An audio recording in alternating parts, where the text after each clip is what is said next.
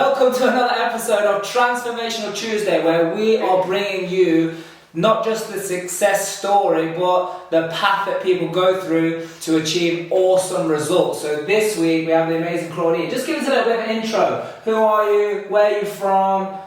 And also, just give us a bit of background about, how you're growing up, because I want to get to the point where you decided why you want to invest in property.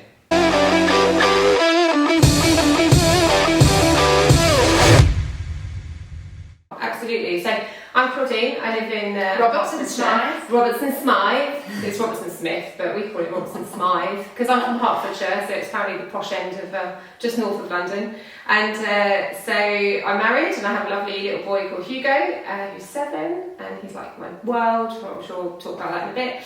And so I had a whole career, go to school, go to university, go and get a job. That was my life up until a few years ago. I was very lucky. I had a kind of successful recruitment career, which was amazing. But something came up and I was just like, something needs to change. And at that point, I'm sure we'll talk about that more, but at that point I knew something had to change. And that's when property investment came up, and the whole personal development journey started for me, and my life has changed since then. So you had a successful recruitment career. I did. But then something came up. Yeah. What came up? Well, so when I had Hugo 7 years ago, I was working all hours. I was commuting literally 2, sometimes 2.5 hours a day. I did not see him. So for me, that was such a problem. I got home and he was in bed, and I never got to pick him up from school or nursery or anything like that. And I had a real wake-up call, and the wake-up call was when he was still in nursery. I dropped him off, I had to leave early from work once to be able to pick him up from nursery, and I got there and they were like, "Who are you?" And I was like, "I'm his mum." They didn't even know who I was. That was how little I had to do with the kind of pick up and drop off. So I guess any parents that are watching will understand that for me that was just a moment that was like, this can't go on. So at that point I knew something had to change. I didn't know what to do or how I was going to do it. I just knew that something had to change. So that was that moment, that kind of one moment. That was one of them. Yeah. So then what was the decision or the moment where you was like, yeah, property? So I think I was scrolling through Facebook, as you do, and I saw this kind of free 2-hour seminar thing to go to. So I did that, and I went along, and actually one of my business partners actually went with me. So she's my business partner now, where we went together, and we were like, no idea what this is going to be about. Did it, and then obviously they sell you the opportunity to go back again to do more training. So we did that, and then I thought, why not? So that was the point where you thought, hey, this kind of property can be my vehicle to have the freedom, see my, son more and everything else. Yeah. Definitely, yeah. Okay, good. So I was always watching a bit of Grand Designs and always a bit of good old homes under the hammer and all of that. But I never thought, I can definitely do that myself. But then I figured, why not? If they can do it. So from that point, how did it go? So you acquired some knowledge, I'm guessing? Yeah. Yeah, so you acquired some knowledge, then how did it go in terms of... Honestly, slow is how it felt to me. So what happened? Well, I think it's fine going on some courses and actually gaining some knowledge and, kind of walking away with some nice workbooks and some nice little folders that you can put in a drawer to never look at again. But what was missing was actually someone holding me accountable after that. So it was fine. I did, 2-3 days training, and I thought, okay, I know a little bit. But then I go back to work, I have Hugo, and life gets in the way. Yeah, then it's just how do I make it work? So I would say for the first probably 6 to 7, 8 months, it felt really slow. For my standard, it felt like it was pretty slow. Yeah. But yeah. Okay, so at that point. So obviously this is about what transformation has happened. So what changed for you that started to accelerate your results? Yeah, so after that kind of piddling around for a bit, then I decided to do some really invest in myself in terms of personal development. So I went to a seminar and met you guys for the first time, which was amazing. And then from there, I signed up to their advanced courses, and that's really what started making the shift. is I had some intellectual knowledge about property, but now I had some tools around how to like really work on my mindset. So, you know, kind of like affirmations, declarations, there were sort of routines that I was putting in place that started to shift the mind, and then it helped me apply the things that I was learning because I was becoming a bigger person and a better person. Yeah. So that makes perfect sense to me, but I'm sure there's a few people out there, because it's out of context, it might not make sense to. So we will come back to your tips and hints that you want to give to people around what this actually means, because, you know, it might seem a little bit, you know. It's a bit woo-woo, right? Yeah, yes, it's about out of context. So you started to do that. Yeah. So then at what point did you come across real life? So real life was... Oh, so you met us before real life? Yeah. Okay. So I was like following your journey very, very, very closely, and I felt like we were kind of like friends even before you started real life, and we kind of had a really good connection. I was just always amazed at your energy and just like how you didn't take no for an answer. Like you were hearing no's all over the place, and you were like, don't care. That's like the impression I got if we were just like beating down the doors, and I thought I genuinely... That's probably more me, right? I don't care. I'm not taking no for an answer. What's going on? It was that. And then, and actually, if I'm honest, I figured these are people that I need to stay close to. And I did. Yeah, okay, so then real life was created, so you kind of watched the journey of before that happened. So then what happened? Well, then, so me and my husband, we did whatever it took and came to visit you guys at your house, and we were like, we need to get in with these guys. We had such great connection, and we could see where it was going. So that's what we did. So that was over a year ago now. Yeah, so then what's happened since then in terms of your results? Well, so the slight piddling around at the beginning, very, very fast, really fast tracked. So since then, I have now, so I'm currently doing 11 projects on top of the ones that I've already got. When all of those are complete, my portfolio is going to be worth over £5 million. Wow. I still struggle to even believe this myself, that this is true.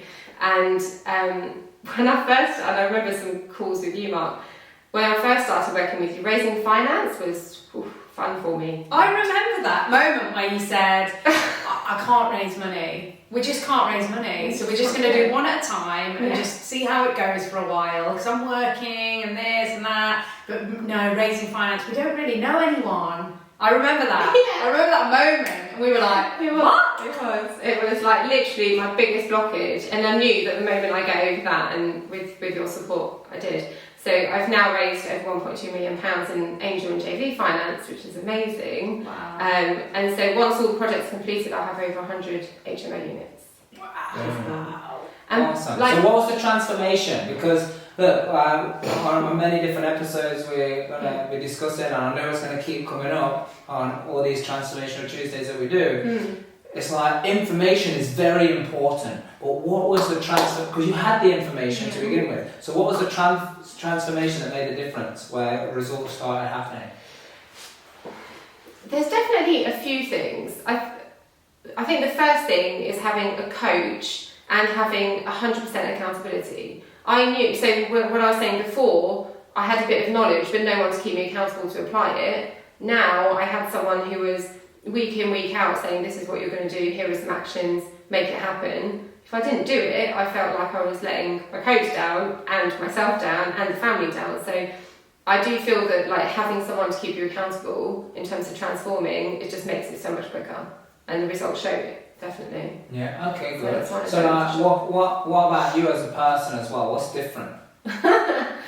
Yeah, a few things. I think when I look back to the person I was 2 years ago, and I look back really fondly actually, I don't want to look back at that person and think, oh, I didn't like who that was, but there's stuff that I really love about that person. But I think what I've really gained is a lot of confidence in myself, and actually a belief that I can do it, and a belief that I'm good enough and I deserve all of the good things that have come, and that I'm deserving of the amazing relationship I have with my husband and my son. And actually I don't think before I really appreciated it or felt that I deserved it. But really in terms of transformation, I feel really different in that way, and now I feel that I can help other people do it as well because of that. Yeah, so for people who probably think, coaching is not for them, I don't need any coaching, or but it's not just about the coaching, but anyone out there that might be watching this, what advice do you give them? Whether it's around how you raise the money, how you got all these deals, how you did it with a full-time job and having, you know, a son as well. Like just give us your best... And a husband, they're full-time too. So give us your best tips. The best tips? Okay, so from my side, I think the one of the only reasons I've managed to scale so quickly is around leveraging other people. So especially if you're, you know, if people watching are like in a full-time job, I think it's essential that they build a team around them that can help them. So this doesn't mean like having to take on staff or like having assistants to help them, that's helpful, but it's more about finding the right teams and the right power teams, so the right solicitors. You know, if you're not in your investment area, find people in that area who love overseeing projects, who love the build work, and they can do that for you whilst you're continuing to buy more. So that for me is one of my biggest tips if people want to they want to scale business quickly, is to get other people to do the bulk of the work. Leverage. Yeah. And actually, but that's what I realised is one of the great things that I brought from my corporate career is having managed large teams before, I had to. So I already had that skill, which I never realised was useful, but now I'm applying it in my business too. So yeah, so I think that's really important. Although I know there's a lot of people who have this sort of like, oh, I have to do everything myself, otherwise it's not, I don't deserve it, or it's not going to work. And I think the quicker people can get over that and learn to delegate, the better. But that's not, you know, and it might be open to opinion, but that's not a business either, is it? Mm-hmm. To do everything yourself. Yeah. You can start like that, but to scale and to do it on a large, like you have to accept and receive support. Yes. Daily lesson. A daily lesson. It is important. For both of us. Yeah. It's true. Good advice. And we got that on camera as well, so that's good. Yeah, but I think also, do you know what I remember? So I remember when you started your journey, and I think being so aware of your outcome, because quite early on, you knew what you wanted. Yeah. You were like, I wanted to tell them what that was, because it's inspiring, I feel.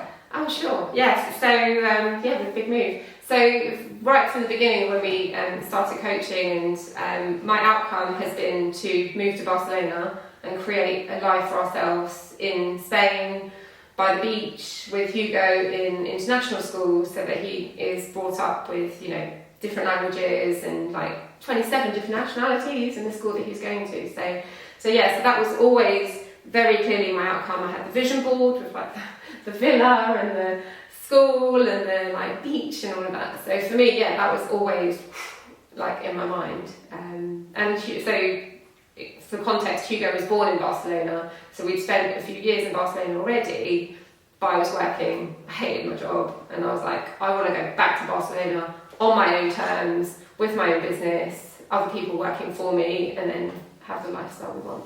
So what's happened? So 5 weeks from this week, we're going to be moving to Barcelona. Yeah!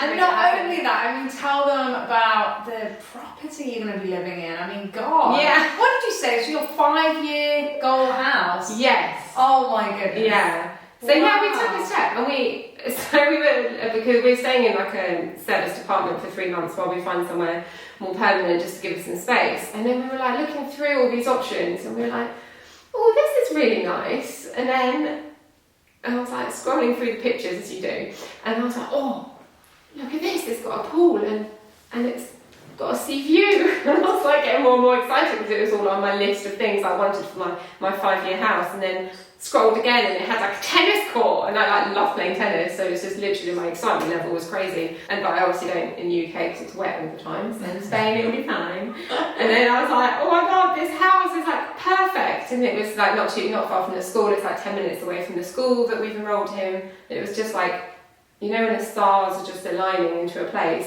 And then I was like, please be available.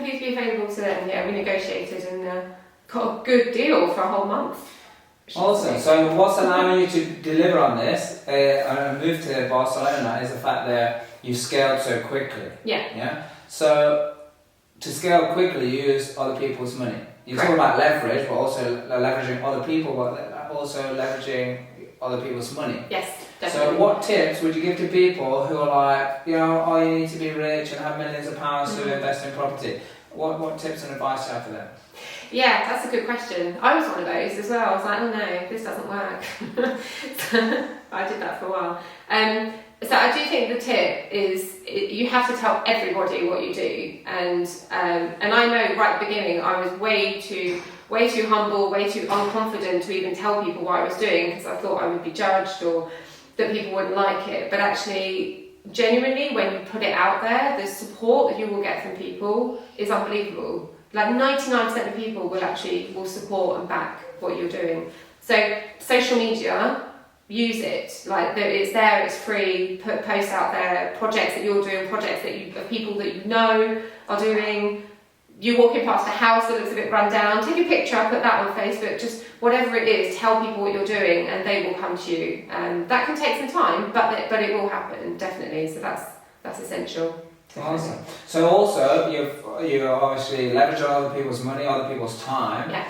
But you were working in a full-time job. Yeah. I was. Oh, sorry, you had a full-time career. Yes. In recruitment, and then you had a son. You had a full-time husband. Yes, he's very full-time. Yeah. But were you scaled? Plus, you've got business partners and all the rest of it. What advice you have around people who might think, wow, that's just too much to be able to handle? Like you can handle way more than you think. That's what I would say to them. Is that if you think it's too much, you your body, your mind can handle way more than you think. So it can be done. I think the one thing for me that was absolutely critical is to know when you're going to step out of the job. So I think a lot of people will wait until the perfect time for them to leave that job. But I knew I had a deadline of when I was walking away from that job, no matter what. I gave 100% to my job when I was there because that was my commitment. But as soon as it was time to go, I knew that was going to happen. It wasn't the perfect time.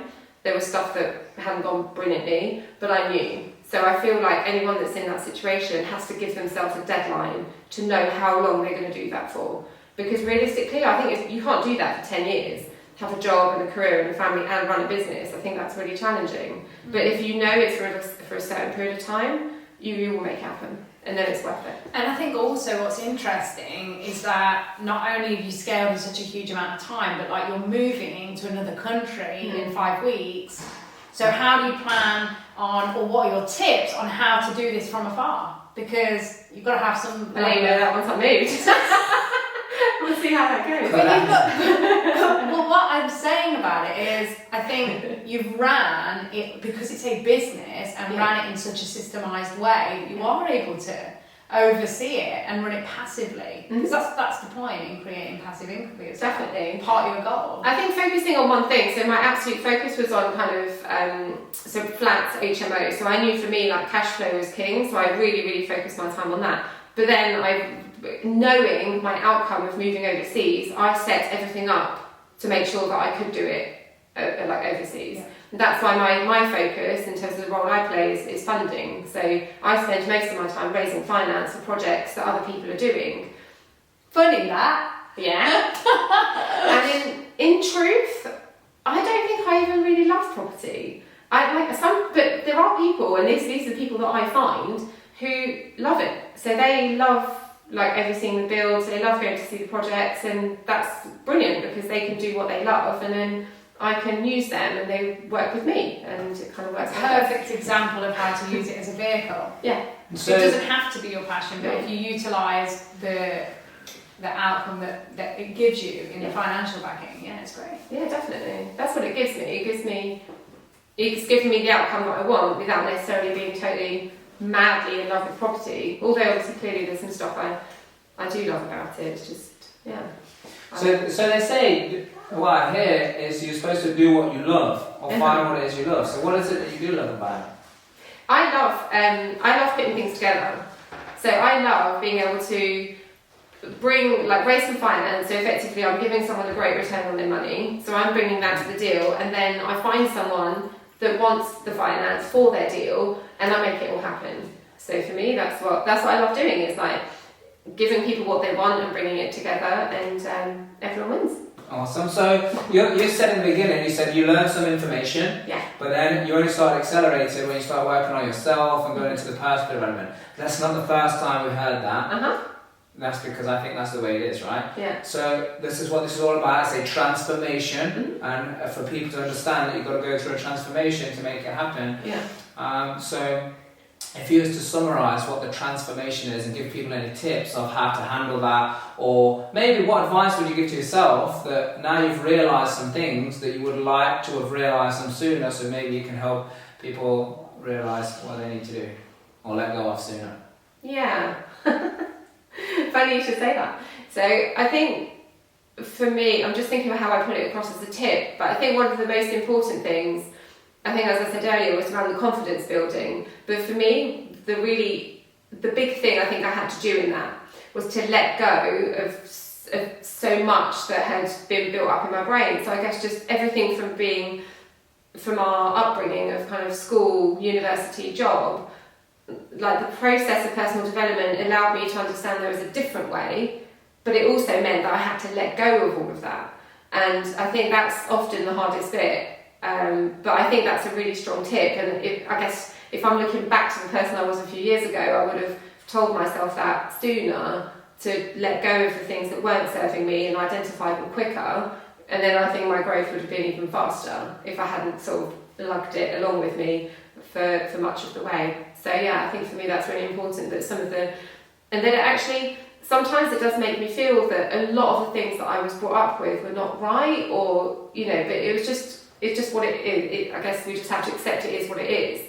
And yeah, I guess it's okay, actually, however we were brought up or whatever situations we were in, it's okay. And just to accept that, and then to be able to move on from there has been really powerful.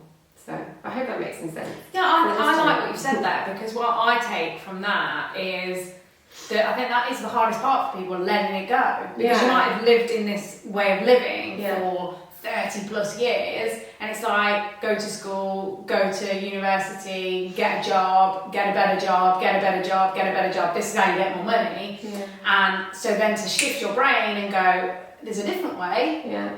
There's a different way to get to my outcome, and maybe it's going to be a lot quicker, but it means that everything I've done, and they almost think, well, was that then a waste of time? Have I been doing it wrong? Because people don't want to be wrong. Yeah. So that's another reason they don't want to let it go, because then it means I was doing something wrong. It doesn't mean you were doing it wrong. Mm-hmm. It means you were doing the best that you could with what you knew at the time. Exactly. But now when you learn something different, it's about saying, okay, well, new information has presented itself, now we'll try this. Yeah.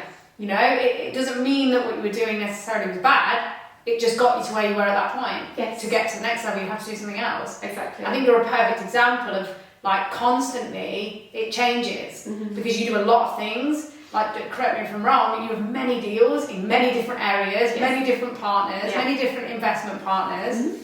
So what I think I see from you in your transformation over the time of coaching you, mentoring with you, is your adaptability to be able to relax, and the fact that letting other people know their area. So, and that's really hard for you, because you were very, I have to be in control. Definitely. So that was a huge transformation, and as soon as you did that, it went boom, straight away. So yeah, for me, definitely, and I think there will be a lot of people in that situation too, where they're holding on to, oh, is this, like, what I was doing is right, and actually I just feel there's a moment where it's like, it's okay, like, whatever we learned was fine, it served me for all the good and the bad, and now I have to become someone different, and I'm embracing that. So I hope that explains it. But of course it does. And going through all that journey got you a portfolio of over 5 million, over 100 units as well. Yeah. Do you know the cash flow of all of this? So that cash flow will be about 15 grand a month. 15 grand a month. I mean, that's awesome. That's what you got personally for yourself. Yeah. But you also went through our certification and became a real life results coach, getting other people results. Yes. So just share just a couple of stats on some of the results that you are now helping other people achieve as well. Yeah, absolutely. So yes, I've been coaching for a few months, and honestly, like, before some of the stats, like, for me, that's been like my biggest dream as well, is to be able to help other people do it. And even in my corporate job, like, what I loved about it was helping other people grow and developing them. So to be able to do that with you guys is, like, absolutely phenomenal for me, definitely. So yeah, so with I've had some amazing clients, and they are all of them, whatever position they're in, doing an incredible job. So some of our clients have gone from, when I first started working with them, had 4 rent-to-rent deals. They now have 10 that we've had in the past 3 months. And we actually worked out, and they've also got an HMO deal accepted, soon to be 2. We worked out that basically since the time we've been working together, they've had an offer accepted every 14 days. That's literally how amazing they are. So yeah, for me, they keep me on my toes too, which is incredible. Awesome. Yeah. So that's brilliant. So look, this is what transformation is all about. Yeah. So you see, it is possible. You just need to understand a few key principles. So like, if you want more information, subscribe to this YouTube channel. And Real life group. Yeah, real life group, and there's many videos on there. We hope to see you very soon. So thank you so much for being here, inspiring the people, telling your story, and I can't wait to have you back here again. May not be here, but like back doing another episode where we can talk about your... From the beach! Yeah, so that's it. So thank you so much. No worries, thank you. Thank you for being here. Thank you for being My here. assistant.